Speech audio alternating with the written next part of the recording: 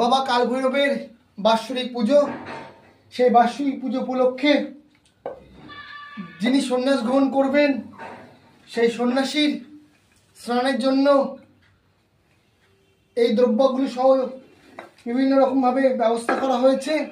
আগামীকাল নভেম্বরের 29 তারিখ সন্ন্যাসীর মহাস্নান আছে। সেই মহাস্নানে বস্ত্রাদি থেকে শুরু করে বিভিন্ন অলঙ্কার সহ বিভিন্ন দ্রব্যের সুব্যবস্থা করা হয়েছে।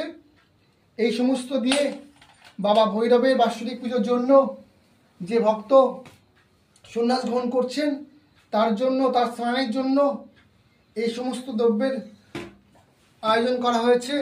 আপনারা দেখতে পাচ্ছেন এই যে।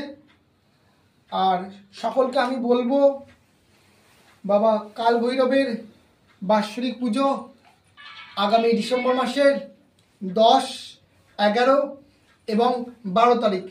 আমি সকলকে বলবো আপনারা আসুন, বাবা কাল ভৈরবের যে পুজো হবে সেই পুজোয় আপনারা সকলে অংশগ্রহণ করুন এবং বাবার কৃপা লাভ করুন।